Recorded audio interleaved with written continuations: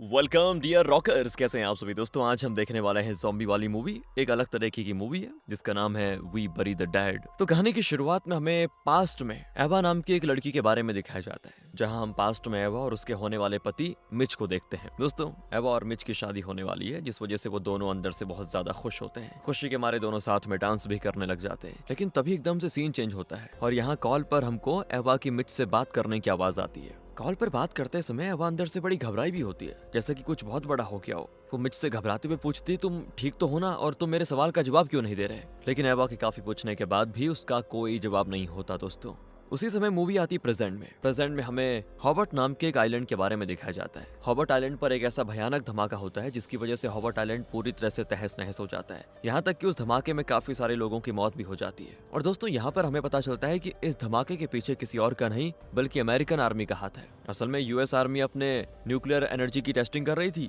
और इसी प्रयोग के दौरान गलती से वो न्यूक्लियर बॉम्ब हॉबर्ट आइलैंड के पास जाके गिर जाता है, जिसके कारण वो पूरी तरह से तबाह हो जाता है। लेकिन वहाँ पे दिक्कत ये होती है कि उस न्यूक्लियर पावर की जो एनर्जी थी इतनी खतरनाक होती है कि सारे लोग वहाँ पे हमेशा हमेशा के लिए ज़ॉम्बी में बदल जाते हैं, क्योंकि उस एनर्जी का सीधा असर लोगों के दिमाग पर पड़ता है, जिस वजह से वो लोग पूरी तरह से एक जिंदा लाश की तरह बन जाते हैं। तभी हम एवा को प्लेन में बैठे हुए देखते हैं और एवा प्लेन में बैठकर हॉबर्ट आइलैंड में ही जा रही है। असल में उसका पति मिच जो था वो उसी आइलैंड पे काम करता है, और जब एवा को उस हादसे के बारे में पता चला तो एवा को अपने पति की बहुत चिंता सताने लग जाती है। इसलिए वो मिच को ढूंढने के लिए उसी आइलैंड पे जा रही है। वहीं दोस्तों, एवा के साथ प्लेन में काफी सारे लोग अपने परिवार वालों को ढूंढने के लिए उसी आइलैंड पे जा रहे हैं। मतलब अकेली नहीं है, और भी परिवार के लोग हैं। काफी देर सफर करने के बाद आखिरकार एवा उस आइलैंड पे पहुंच जाती है, और जब वो अपना सामान एयरपोर्ट के बाहर लाई रही होती है, इतने में एक लेडी ऑफिसर आकर एवा को रोकते हुए पूछती है कि तुम आइलैंड पे किस काम से आई हो। तो एवा कहती है, मेरा पति मिच इस आइलैंड पे फंसा हुआ है, बस इसीलिए मैं अपने पति को ढूंढने के लिए आई हूँ। फिर ये बातें सुनकर ऑफिसर को उस पर यकीन हो जाता है कि ये कोई जेन्युइन काम के लिए आई हुई है। पर दोस्तों, इसके बावजूद वो ऑफिसर एवा को बाहर जाने की इजाजत नहीं देती,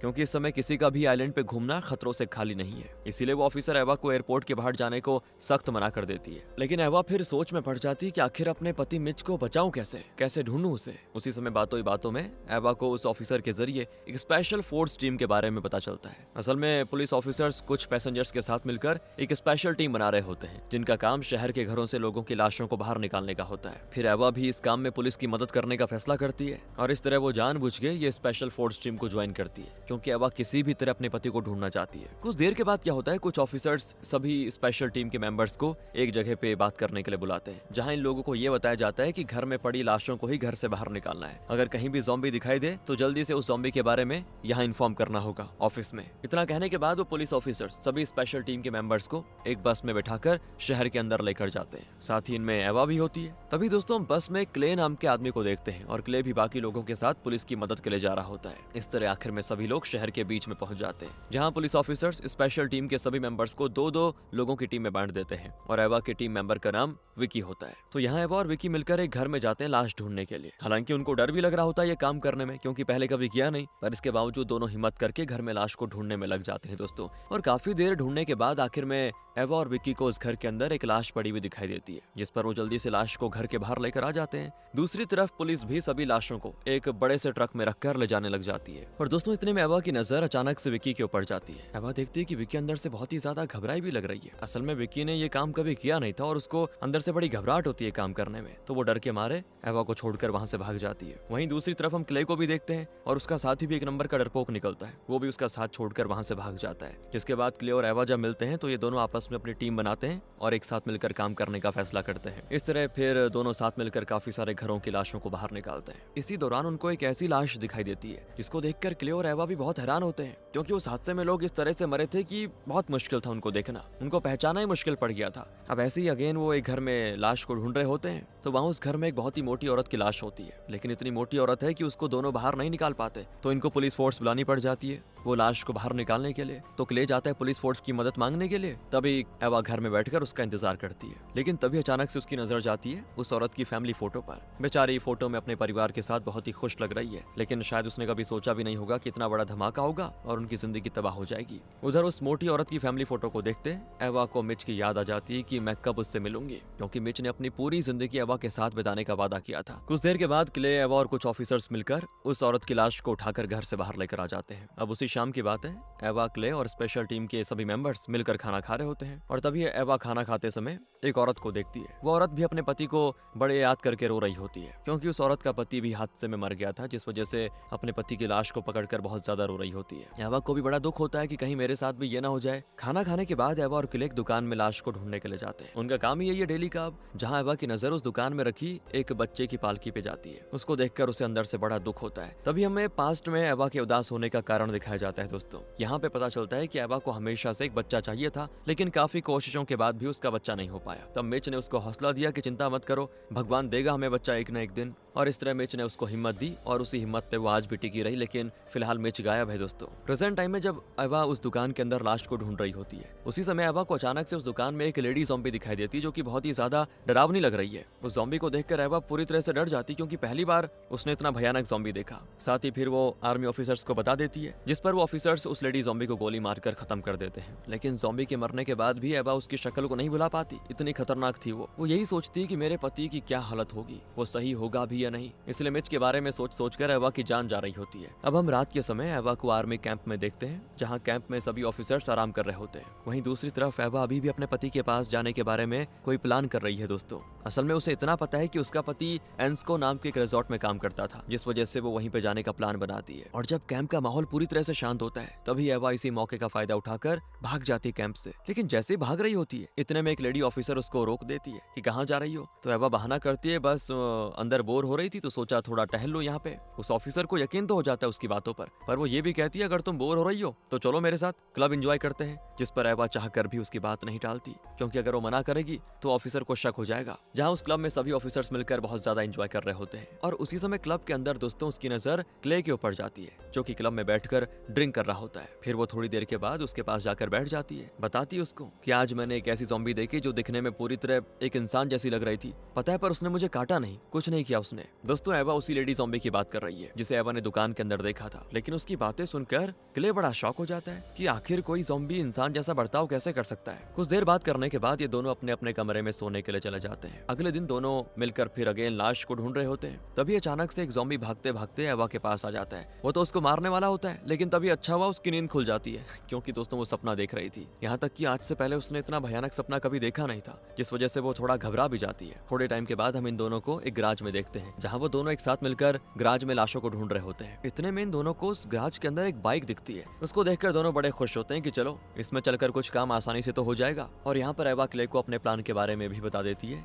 कि मैं अपने पति को एंस्को रिजॉर्ट में ढूंढना चाहती हूँ, वहीं पे वो काम करता था। क्ले भी उसकी इस काम में मदद करने को तैयार हो जाता है। तो जब ये बाइक निकालने जा रहा होता है, उसी समय एवा को गराज के अंदर से कुछ अजीब आवाज आती है। जैसे ही वो उस आवाज के पीछे जाती है ना, तो वहाँ पे एवा को एक लेडी ज़ॉम्बी खड़ी दिखाई देती है, जिसको देखकर एवा के पैरों तले जमीन खिसक जाती है। हाँ, पर वो ज़ॉम्बी एवा पे हमला नहीं करती, जिस वजह से एवा भी उस पर ज्यादा ध्यान नहीं देती और चले जाती है और ना ही पुलिस को बताती है, क्योंकि सोचती है पुलिस को बताऊंगी तो फालतू में यहीं अटक के रह जाऊंगी। इसीलिए वो चल देती है अपने पति को ढूंढने के लिए एंस्को रिजॉर्ट में क्ले के साथ बाइक पर। तो बाइक पर ये जा ही रहे होते हैं, तभी रास्ते में दोनों को आर्मी ऑफिसर्स की गाड़ी जाते हुए दिखाई देती है। अब उनसे बचकर ये किसी तरह सेफ जगह पे छुप जाते हैं। थोड़े टाइम के बाद दोनों अपनी मंजिल की तरफ बढ़ने लग जाते हैं। तो रास्ते में क्ले हॉस्पिटल से 2 ऑक्सीजन मास्क लेकर अपने पास रख लेता है, क्योंकि पूरे शहर में दोस्तों बहुत ही जहरीली गैस फैली हुई है जो कभी भी किसी को मार सकती है। तो दोनों ऑक्सीजन मास्क को पहनने के बाद आगे बढ़ते हैं। इसी बीच हमें पूरे शहर की हालत दिखाई जाती है और वो शहर पूरी तरह से जल के राख हो गया था। दोस्तों, शहर की ऐसी हालत देखकर ये दोनों भी बड़े हैरान हो जाते हैं। काफी देर सफर करने के बाद थक भी जाते हैं दोनों, और आखिर में वो दोनों थक हार कर एक होटल में आराम करने के लिए रुक जाते हैं। वहीं पे पूरी रात गुजारते हैं। अगले दिन जब एवा और क्ले कमरे में बैठकर अपने आगे का प्लान के बारे में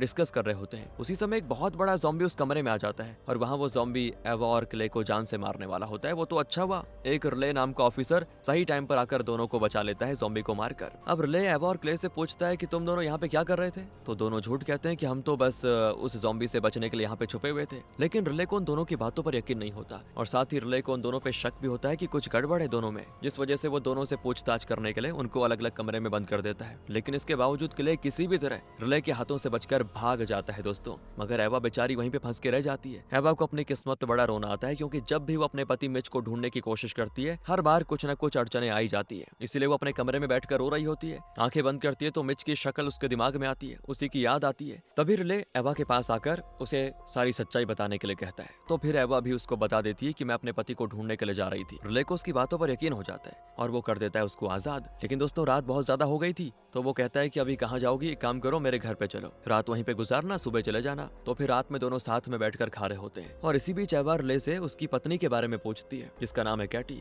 वो कहता है कि मैं अपनी पत्नी से बहुत प्यार करता था और वो मेरे बच्चे की माँ भी बनने वाली थी, लेकिन उससे पहले उसकी हादसे में मौत हो गई। ये बातें बताते बताते उसकी आंखों में आंसू आ जाते हैं। लगता है सच्चा प्यार करता था दोस्तों अपनी पत्नी से। और एवा भी कैटी के बारे में सुनकर थोड़ा दुखी हो जाती है। वहीं बातों ही बातों में रिले एवा को अपनी आखिरी ख्वाहिश के बारे में बताता है कि तुम्हें पता है मेरी आखिरी ख्वाहिश अपनी पत्नी के साथ डांस करने की थी, लेकिन वो ख्वाहिश पूरी नहीं हो पाई। तो वो एवा से रिक्वेस्ट करता है कि क्या तुम कैटी की जगह मेरे साथ डांस करोगी। अब ऐसी बातें सुनकर एवा थोड़ा शॉक हो जाती है। उसको रिले के इरादे कुछ ठीक नहीं लगते। हालांकि इसके बावजूद वो डांस करने के लिए तैयार हो जाती है। लेकिन रिले कहता है कि तुम्हें एक काम करना पड़ेगा, मेरी बीवी की अंगूठी पहननी पड़ेगी, उसकी ड्रेस पहनकर ही मेरे सामने आना होगा। जिस पर एवा भी उसकी बात मानने को तैयार हो जाती है। मगर एवा अपनी उंगलियों में कैटी की अंगूठी नहीं पहनती। वो नहीं चाहती कि किसी दूसरी की अंगूठी में पहनूं। साथ ही अपनी सेफ्टी के लिए वो अपने पास चाकू रख लेती है कि न जाने इसके इरादे क्या हैं। थोड़े टाइम के बाद दोनों साथ में मिलकर डांस करने लग जाते हैं। लेकिन जब रिले देखता है कि उसकी उंगलियों में उसकी पत्नी की अंगूठी नहीं है तो उसे बड़ा गुस्सा आता है और गुस्से में वो जान से मारने वाला होता है एवा को। लेकिन तभी एवा उससे बचने के लिए कमरे में जाकर छुप जाती है। इतने में उस कमरे के अंदर एवा की नजर जाती है कैटी पर दोस्तों, जो कि रस्सियों से बंधी पड़ी है। उसको ऐसी हालत में देखकर वो हो जाती है शॉक। असल में ये रिले है ना, इसने एवा से सब कुछ झूठ कहा। उस हादसे में कैटी की मौत नहीं हुई थी, बल्कि कैटी उस हादसे के कारण एक ज़ॉम्बी बन गई थी और यहाँ रिले ने उसको जबरदस्ती रस्सियों से बांध के रखा हुआ है। तब रिले एवा के कमरे के बाहर में आकर जोरों से कमरे को खटखटाने लग जाता है। एवा डर जाती कि क्या करूं, तो वो अपनी जान बचाने के लिए किसी भी तरह उसके गराज में जाकर छुप जाती है। लेकिन तभी गराज में एवा को कुछ ऐसा दिखाई देता है ना, उसे अपनी आंखों पर यकीन नहीं होता। असल में रिले ने अपने गराज के अंदर काफी सारे ज़ॉम्बीज को बांध के रखा हुआ है। इतने सारे ज़ॉम्बीज बंधे हुए देखकर एवा समझ जाती है कि जरूर ये रिले इनको पकड़कर कुछ गलत कर रहा है। असल में दोस्तों वो सभी ज़ॉम्बीज को पकड़कर उन पर रिसर्च कर रहा है ताकि कुछ ऐसा निकले जिससे वो अपनी पत्नी को बचा पाए रिसर्च में। और जब एवा गराज में छुपी होती है तभी रिले उस गराज के पास आ जाता है। वो देख लेता है कि एवा छुपी हुई है। फिर एवा रिले से बचने के लिए उसके सामने नाटक करते हुए कहती है कि ठीक है, मैं तुम्हारी सारी बातें मानने के लिए तैयार हूँ और मैं उसकी रिंग भी पहन लूंगी। और ये सब कुछ वो रिले को अपने जाल में फंसाने के लिए कह रही थी, जिस पर रिले भी उसकी चाल को समझ नहीं पाता और वहीं पे मौका मिलते ही एवा रिले के ऊपर चाकू से हमला कर देती है, जिस वजह से उसकी तड़प तड़प कर हो जाती है मौत। फिर वो रिले की कार को लेकर वहां से बच निकलने वाली होती है, पर उसी समय उसको अपने सामने खड़ी दिखती कैटी। यहाँ पर पता चलता है कि कैटी अभी भी प्रेग्नेंट है दोस्तों, और अपने बच्चे को कैसे भी करके जन्म देना चाहती है वो। इसका मतलब यह है कि कैटी अभी पूरी तरह से ज़ॉम्बी नहीं बनी, बल्कि आधी ज़ॉम्बी है आधी इंसान। मतलब वो इंसान की तरह सोच सकती है। लेकिन यहाँ पे एवा अभी उस पर ध्यान नहीं देती। उसके दिमाग में सिर्फ एक ही चीज है, अपने पति को ढूंढना। इसलिए वो रिले की कार को लेकर वहां से चल देती है। जिसके बाद हमें पास्ट में एवा और मिच के बारे में दिखाया जाता है। ये दोनों आपस में कई बार लड़ाई भी होती थी दोस्तों इनकी, जिस कारण मिच अपनी छुट्टी बीच में छोड़कर अपने काम पर वापस चला गया था। लेकिन जाने से पहले मिच ने एवा से कहा था, वादा किया था कि जल्दी वापस लौट कर आऊंगा। लेकिन एवा ये बात नहीं जानती थी कि वो मिच के साथ उसकी आखिरी मुलाकात होगी। और अब प्रेजेंट में हम देखते हैं एवा को, उसकी कार रास्ते में खराब हो जाती है। इसलिए उस कार को वहीं पे छोड़कर वो रास्ते पर पैदल ही आगे बढ़ती है। साथ ही ज़ॉम्बीज से बचने के लिए हथियार भी रख लेती है। वो जा ही रही होती दोस्तों कि तभी एक ज़ॉम्बी एवा के ऊपर हमला कर देता है। हालांकि वो कैसे भी करके उस ज़ॉम्बी को मार डालती है। फिर वो आगे बढ़ रही होती है, तभी वो सोचती है कोई गाड़ी ढूंढ लूं बढ़िया सी, ताकि उसमें बैठकर आगे का सफर शुरू करूं। काफी ढूंढने के बाद उसको ठीक ठाक गाड़ी मिल जाती है, लेकिन देखती है कि उस गाड़ी के अंदर एक परिवार है और सबकी लाशें पड़ी हुई है उसमें।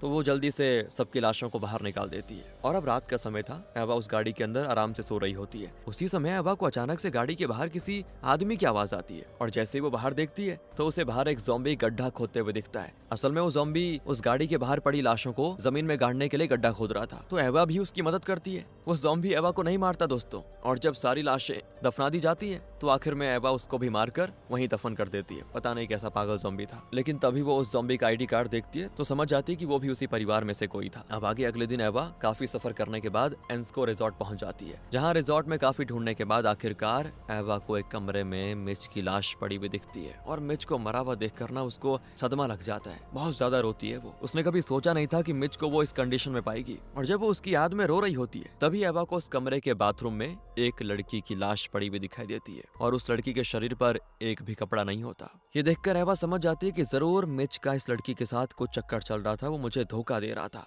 और काम तो सिर्फ एक बहाना था शायद। यहाँ इसको रिजॉर्ट में पता नहीं किन किन लड़कियों के साथ ये क्या करता था। ये सारी बातें जानने के बाद उसे उस पे बड़ा गुस्सा आता है मिच पर। उसे विश्वास नहीं होता कि मैं इस आदमी के लिए इतनी मुसीबत झेल कर यहाँ पर आई। बहुत निराश होती है खुद से, वो बहुत ज्यादा रोती भी है। तभी दोस्तों एकदम से वहाँ पे कमरे में क्ले आ जाता है और क्ले उसको उदास देखकर दिलासा देता है कि सब ठीक हो जाएगा। वो क्ले को बताती है कि हम दोनों के बीच में बच्चे को लेकर बहुत झगड़ा होता था। मैं तो IVF ट्रीटमेंट के लिए तैयार हो गई थी, लेकिन ये मिच हमेशा मना करता था कि नहीं चाहिए बच्चा। और अब समझ में आ रहा है कि क्यों, क्योंकि ये इस तरह यहाँ पे लड़कियों के साथ पता नहीं क्या क्या करता था। ये बातें बताते बताते उसे बड़ा रोना आता है दोस्तों कि मैं इस आदमी के लिए आई बताओ इतनी मुसीबत झेल कर। तो तभी क्ले भी कहता है एवा से कि मेरी पत्नी का भी यही हाल था, वो भी मुझे पसंद नहीं करती थी, मुझे छोड़कर चली गई, मेरी बेटी को भी मुझसे अलग कर दिया। इस तरह दोस्तों दोनों की एक जैसी कहानी हो जाती है, क्योंकि दोनों के पार्टनर्स ने उनको धोखा दिया था। फिर एवा ठान लेती है कि आज के बाद वो कभी भी मिच की याद नहीं करेगी, क्योंकि वो समझ गई थी धोखेबाज इंसान था ये, बढ़िया हुआ मर गया। थोड़े टाइम के बाद एवा और क्ले मिलकर एक साथ रिजॉर्ट में एंजॉय करते हैं और जब वो दोनों मजे कर रहे होते हैं इतने में ज़ॉम्बी एवा के ऊपर हमला करने वाला होता है, लेकिन फिर बड़ी मुश्किल से वो अगेन उसको मार डालती है। अब अगली सुबह दोस्तों एवा मिच की जो वेडिंग रिंग थी ना वो भी अपने उंगलियों से निकाल कर फेंक देती है, क्योंकि वो नहीं चाहती कि मिच की कोई भी याद उससे जुड़ी रहे। अब आखिर में हम देखते हैं कि दोनों मिच की लाश को बोट में रखकर समुद्र में फेंक देते हैं। वहाँ पे ब्लास्ट होता है और आग में मिच की लाश जलकर राख हो जाती है। ये सब उसने मिच से बदला लेने के लिए किया था। जिसके बाद ये दोनों कार में बैठकर वापस जा रहे होते हैं और तभी रास्ते में दोस्तों उनको रोड के बीचों बीच कैटी खड़ी दिखाई देती है, जहाँ उसको देखकर क्ले बड़ी हैरान, क्योंकि शायद उसने अपने बच्चे को जन्म दे दिया, उसका पेट अब नॉर्मल लग रहा है। और कैटी की आंखें देखकर साफ पता चलता है कि वो अपने बच्चे को एवा को सौंपना चाहती है और फिर वो इशारों में लोकेशन बताती है कि उसका बच्चा कहाँ पे है। उसके इशारों को समझकर ये दोनों उस जगह पे जाते हैं तो वहाँ पे कैटी का बच्चा रखा हुआ दिखाई देता है। उस बच्चे को देखकर दोनों अंदर से बड़े खुश होते हैं, शायद अब दोनों उसको पालेंगे, दोनों आगे शादी कर लेंगे। इसी के साथ दोस्तों ये कहानी यहाँ पे खत्म होती है। बाकी एवा के साथ अच्छा नहीं हुआ यार। मिलते हैं आपसे अगली वीडियो में, ध्यान रखिए अपना। Thanks for watching.